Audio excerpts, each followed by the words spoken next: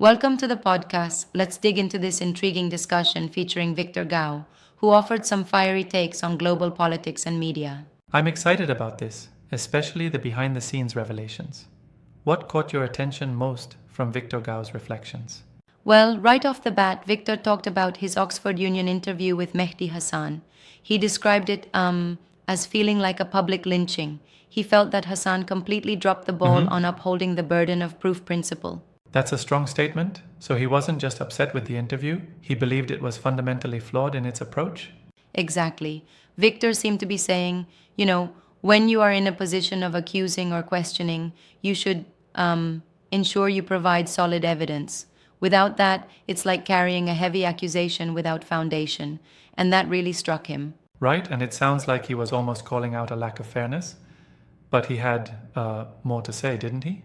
Absolutely. His exchange wasn't limited to Mehdi Hassan alone.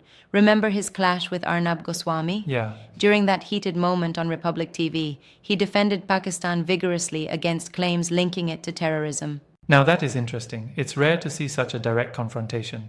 It seems Victor's defense of Pakistan came across as both impassioned and detailed. Yes, exactly. And his arguments went deep. He not only defended Pakistan politically, but also laid out how China and Pakistan share what he described as an ironclad brotherhood. It was fascinating how he linked China's strategic support directly to reinforcing Pakistan's sovereignty and defense. So, would you say his stance on the China-Pakistan relationship was meant to counterbalance Western narratives? You bet.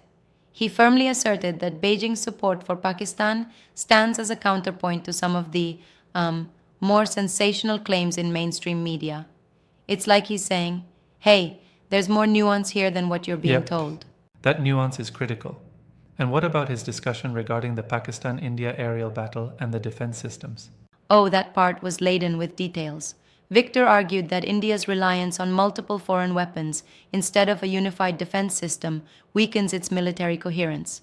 He broke it that's a down, pretty contentious pointing comment. out that disjointed procurement can lead to inefficiencies on the battlefield. I'm a bit skeptical there. Isn't it possible that a variety of weapons might offer a broader arsenal of options? That's a good point. But Victor's critique was that having too many disparate systems can hinder Right, effective integration is crucial. integration. In complex conflicts, cohesion in defense technology can be the difference between strategic success or failure. So, in essence, for him, less might actually be more when it comes to defense systems. Exactly. He implied that a consolidated, integrated system could be far more effective than patching together equipment from different foreign sources. I see. And his analysis wasn't just focused on South Asia either, was it? Nope. His commentary swept across the broader spectrum of global media battles and geopolitics. He dove into the narrative of US-China tensions while also hinting at the prospects for peace. He reminded us that, despite the heated talk, there's always an interplay of competitive strategies and possible convergences. That interplay seems to be at the heart of many contemporary debates. You mentioned his reference to US-China. Did he lean towards a particular view there? Well, he didn't provide a crystal clear verdict, but he hinted that the so-called US-China war might actually be setting the stage for a kind of inevitable that's peace. a shift from the usual It's a wartime view that rhetoric. suggests conflict might gradually transform into a more balanced standoff or even, dare I say, cautious cooperation. That's quite the shift in perspective. But does it not run the risk of downplaying genuine tensions? I see your point, and I think Victor acknowledged that the situation is volatile. True. Yet he seemed to believe that there's an underlying logic to diplomatic maneuvers, one where long-term interests eventually align more than they diverge. It sounds like he uses both historical context and contemporary observations to back up his views. Exactly. His robust background, with his academic and professional tenure, being a chair professor at Soochow University and a former interpreter for Deng Xiaoping, really lends weight to his approach. Credentials definitely add credibility. And considering his roles, wouldn't you say his perspective is uniquely informed by both academia and real-world politics? For sure.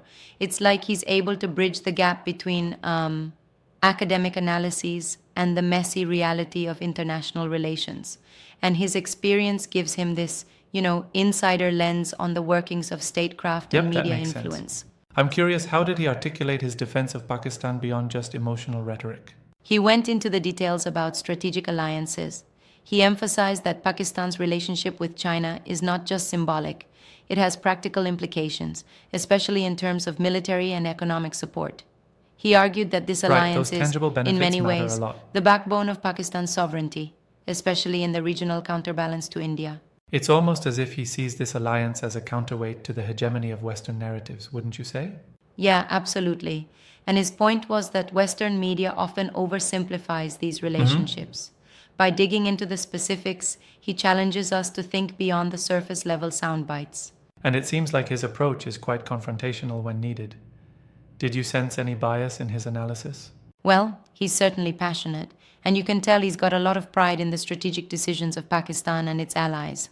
But that's understandable given the context. True, passion However, can the very sometimes fact blur that he brings up objectivity. these critical nuances forces the audience to reconsider the mainstream narratives. I agree, though sometimes passion might also lead to skewed perspectives.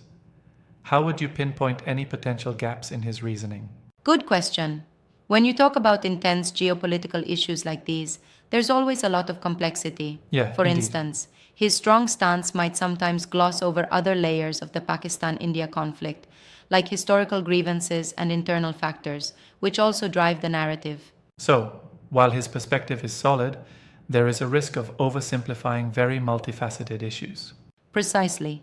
And I think that's where a healthy debate comes in, to remind us that every side has its intricacies.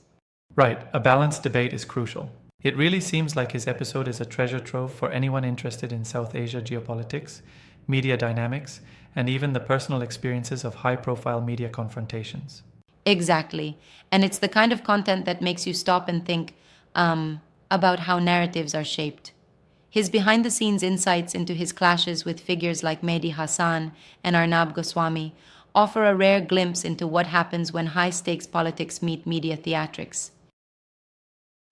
That's compelling for sure. And for those following the broader global discourse, his nuanced stance on alliances, defense strategies, and the shifting balance of power provides a refreshing counterpoint to the more sensational headlines out there. Absolutely. It's like he's peeling back the layers of the mainstream story and exposing the underlying currents that shape policy and perception. Yep, I can see that. Looking back at his comments, how do you think his insights impact the way we view media portrayals in today's geopolitical arena?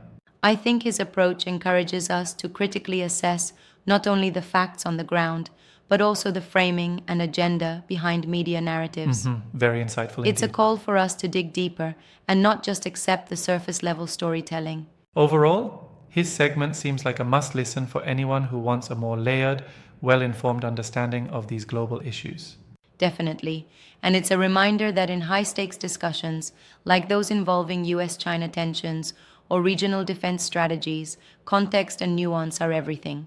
Right on. Thanks for breaking that down so clearly. I'm definitely going to replay that segment and think about these layers of narration. My pleasure. It's always a treat to peel back the curtains on how media, politics, and personal experiences entwine to create the bigger picture in our world today. Yeah, absolutely. That wraps up our dive into Victor Gao's perspectives, now blending hard-hitting geopolitics with media theatrics. Right, and it leaves us with some food for thought on how we digest and challenge mainstream narratives. Till next time, keep questioning and keep exploring those angles. Looking forward to our next deep dive. Thanks for tuning in, everyone.